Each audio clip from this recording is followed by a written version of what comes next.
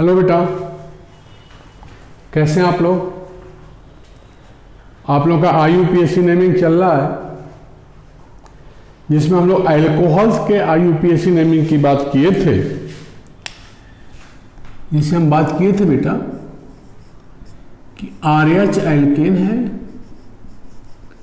CnH2n+1H, या ROH alcohol किया था, CnH2n+1OH। देखने से लग रहा है बेटा कि अगर हम बार बार कह रहे हैं कि एल्केन में दो तरह का बॉन्ड होता है। किसी एल्केन में कितने तरह का बॉन्ड होता है? दो तरह का। एक तो कार्बन हाइड्रोजन बॉन्ड और दूसरा होता है कार्बन कार्बन बॉन्ड। एल्कोहल के लिए ये जो एल्केन से एक ऑक्सीजन एटम ज्यादा है ना एल्कोहल में, एल्केन से एक ऑक्सीजन एटम बस ज्यादा है एल्कोहल में। इस ऑक्सीजन को अगर कार्बन हाइड्रोजन के बीच में यहां लगाओ तो एल्कोहल मिल गया। लेकिन अगर हम इसी ऑक्सीजन को कार्बन कार्बन के बीच में लगाएं तो क्या बन जाएगा? ईथर। इस ऑक्सीजन को कार्बन कार्बन के बीच में लगाएं तो ईथर है। क्या एल्केन में एक ऑक्सीजन रखने से एल्कोहल बन रहा है? कब? जब कार्बन हाइड्रोजन के बीच में ऑक्सीजन लगाएं, या ईथर बनेगा कब? जब कार्बन कार्बन के बीच में ऑक्सीजन लगाएं। तो एल्कोहल एंड ईथर क्या हो गए? फंक्शनल आइसोमर्स हुए बेटा। एल्कोहल और ईथर क्या हो गए? दूसरे के फंक्शनल आइसोमर्स, क्योंकि मॉलिक्यूलर फार्मूला क्या है इसमें? सेम है। तो alcohol and ethers are functional isomers. Alcohol और ईथर क्या हो गए? मतलब खुद देखो, कुछ करना ही नहीं है यार। बार बार कह रहा हूं कि सब कुछ एल्केन का डेरिवेटिव, सभी फंक्शन ग्रुप क्या है? एल्केन के ही डेरिवेटिव्स हैं। कार्बन कंटेनिंग लगाओगे ग्रुप तो एल्केन में जितने कार्बन हैं उससे एक कार्बन ज्यादा की बात होगी। एटम लगाओगे कार्बन कार्बन के बीच में, अगर उसमें कार्बन नहीं है, या कोई ग्रुप लगाओ जिसमें कार्बन नहीं है, तो ऐसे केस में पैरेंट कंपाउंड में कार्बन की संख्या नहीं बढ़ेगी। जैसे यहां हमने एक ऑक्सीजन लगाया तो कार्बन जितने हैं उतने ही रहेंगे। ऑक्सीजन लगाने से दो जगह रख सकते हैं, या तो कार्बन हाइड्रोजन के बीच में या कार्बन कार्बन के बीच में। कार्बन हाइड्रोजन के बीच में हमने ऑक्सीजन लगाया तो क्या बना बेटा? एल्कोहल। कार्बन कार्बन के बीच में लगाया तो क्या बना? ईथर। तो मॉलिक्यूलर फार्मूला सेम, लगाया ऑक्सीजन, दो जगहों पर दो फंक्शन ग्रुप्स के कंपाउंड बने। तो जब हम आगे पढ़ेंगे कि ऐसे आइसोमर्स को हम कहते हैं फंक्शनल ग्रुप आइसोमर्स। तो अल्कोहल एंड ईथर्स, अल्कोहल की नेमिंग हम कर चुके थे, और प्रायोरिटी सीक्वेंस में अल्कोहल पहले आता है ईथर से। तो अगर नेमिंग की बात होगी, दोनों ग्रुप रहेंगे तो अल्कोहल का ही डेरिवेटिव होगा। ये क्या होगा? ईथर प्रीफिक्स के रूप। वैसे भी ईथर प्रीफिक्स के रूप में यूज होता है किसी फंक्शनल ग्रुप पे, खुद को छोड़ के। खुद भी प्रीफिक्स ही है। जैसे अगर हम कार्बन कार्बन के बीच में लगाते हुए सोचें तो पहला मेंबर ईथेन में कार्बन कार्बन के बीच में लगाया, commonly name as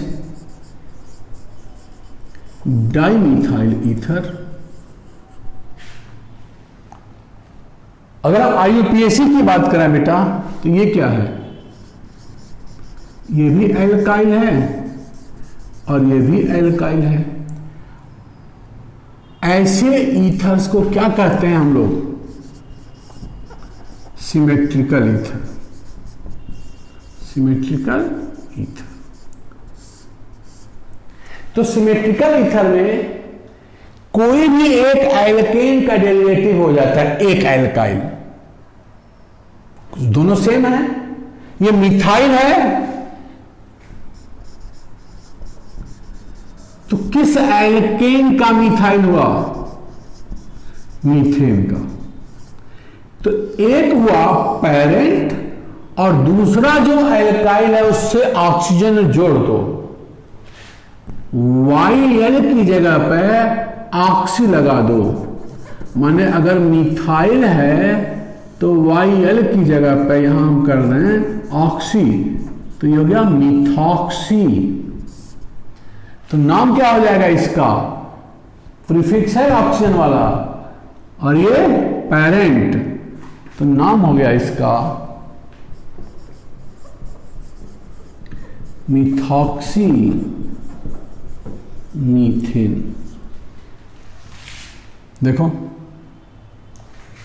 general alkene की बात करें, अरे ईथर की, ये R है, ये O है, ये R है, ईथर क्या है? सिमेट्रिकल। तो मैं ये कह रहा हूं अगर सिमेट्रिकल है तो एक एल्काइल को एल्केन मानो का पार्ट मानो और ऑक्सीजन को दूसरे एल्काइल से जोड़ दो, तो ये हो गया एल्केन और ये क्या हो गया? एल्कॉक्सी। मतलब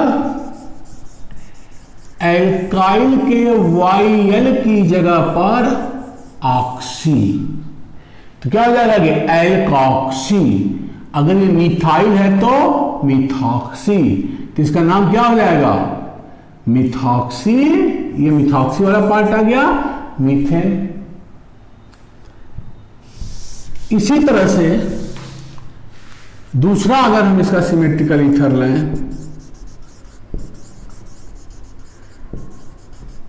इस तरह से, तो ये क्या हो जाएगा? ये भी इथाइल, ये भी इथाइल, तो एक इथाइल को ऑक्सीजन से जोड़ो, कॉमन नेम में क्या हो गया? ये भी इथाइल, ये भी इथाइल, दो बार डाई इथाइल ईथर। अब ऐसे नाम क्या हो गया? Ethoxy ethane. IUPAC में अगर ये दोनों सेम नहीं है,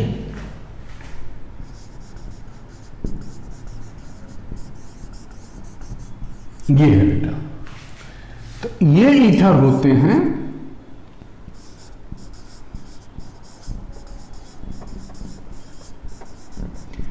अनसिमेट्रिकल ईथर।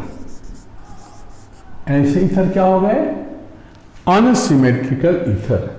तो अनसिमेट्रिकल ईथर में ज्यादा नंबर ऑफ कार्बन जिसमें है, मोर नंबर ऑफ कार्बन आइटम का जो एल्काइल है ये पेरेंट हो गया, और कम वाले कार्बन का ऑक्सीजन से जोड़ देंगे वो प्रीफिक्स हो जाएगा, सब्स्टिट्यूएंट्स हो जाएगा। अल्फाबेटिकली लिखें तो नाम हो गया इथाइल, मिथाइल, ईथर। अब ऐसे मिथॉक्सी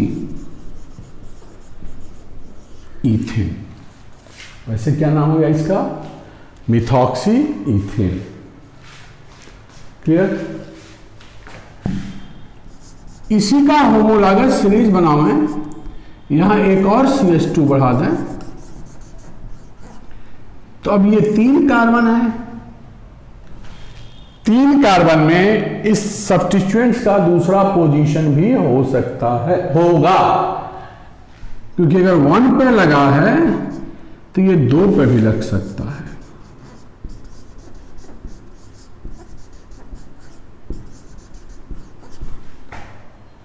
तो 1 वाला अगर इसका हम नाम करें तो this is methyl n propyl ether, and this one is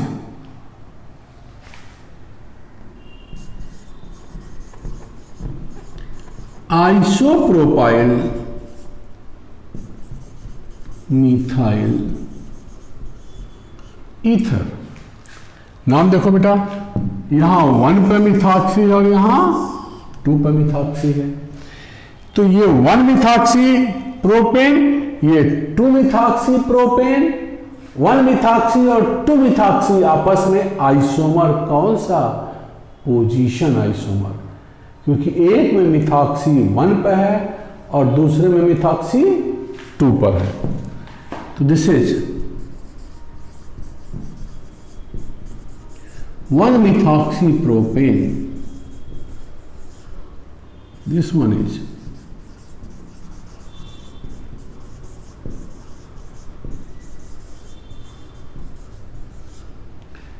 2 methoxy propane।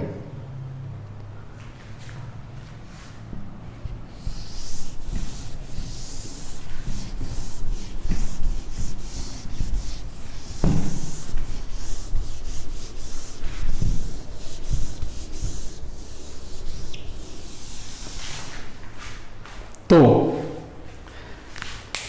Same molecular formula के इन दोनों स्ट्रक्चर्स की हम बात करें, एक छोटा सा उदाहरण लेकर के।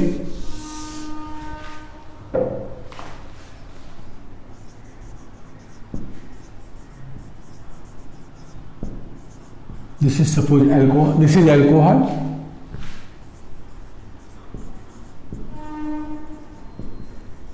this is ether, propane to all, this is methoxy ethane। अगर हम डिस्टिंग्विश करें इनको तो सीधे अंतर क्या हुआ? अगर हम सोडियम मेटल डालें तो ये हाइड्रोजन गैस देगा, ये नहीं देगा। ल्यूकोज टेस्ट की बात करें तो ये देगा 5 मिनट में, ये नहीं देगा। विक्टर मेयर टेस्ट की बात करें तो ये again positive, you can write like this, positive, positive, positive, and this is negative, नहीं देना है।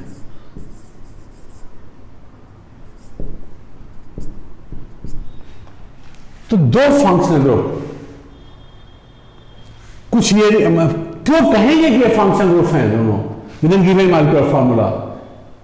क्योंकि एक उस रिएक्शन को शो कर रहा है, पॉजिटिव टेस्ट दे रहा है किसी रिएजेंट के साथ और दूसरा नहीं दे रहा है। तो with in given molecular formula दो फंक्शनल ग्रुप क्यों कहे गए? कि किसी रिएजेंट के साथ जो पॉजिटिव है उसी रिएजेंट के साथ दूसरा वाला निगेटिव, माने केमिकल प्रॉपर्टीज अलग हो ग्रुप का, तो ऐसे ग्रुप को हम कहते हैं functional group. Alcohol and ethers are functional group. Naming हम लोग कर चुके हैं दोनों का।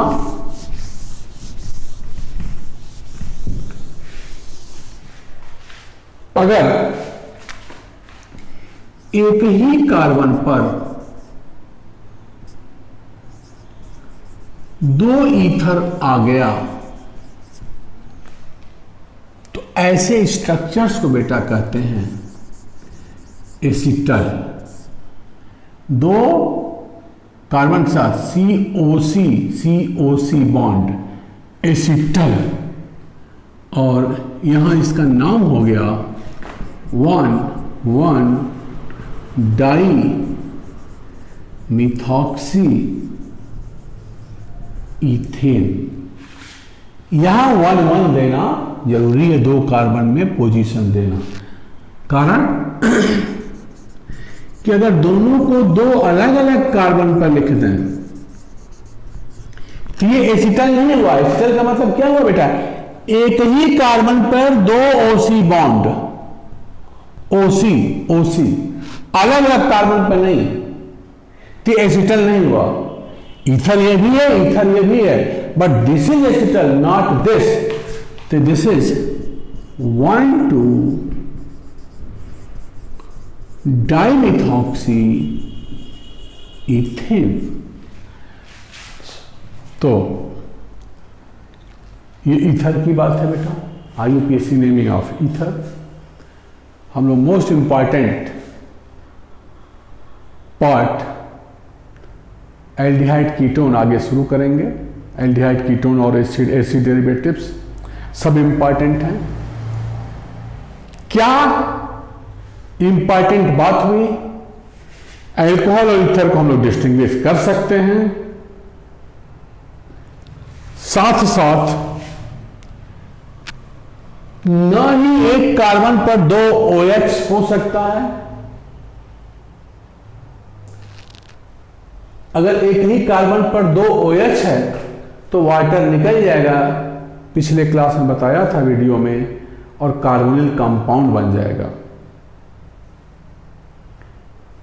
लेकिन इस केस में अगर एक कार्बन पर 2 OH है, अगर 2 OCH3 है या 2 ईथर ग्रुप हैं, तो इनका नाम अगेन एसिटल कहा जाएगा, कॉमन नेम।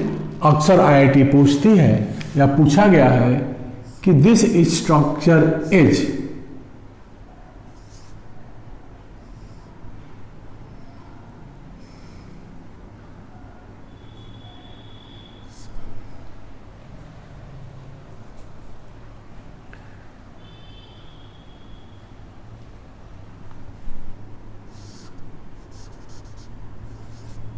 मतलब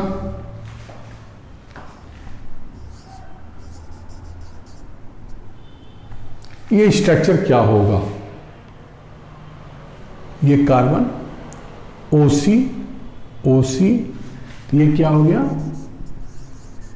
एसिटल। बोलो, तो ऐसे स्ट्रक्चर जिसमें एक कार्बन पर 2 ऑक्सीजन कार्बन बॉन्ड हो, उसको हम एसिटल कहते हैं। बाद इसकी बात कर रहे हैं क्योंकि बायोमॉलिक्यूल्स में कार्बोहाइड्रेट्स में इसका बहुत इंपॉर्टेंट है।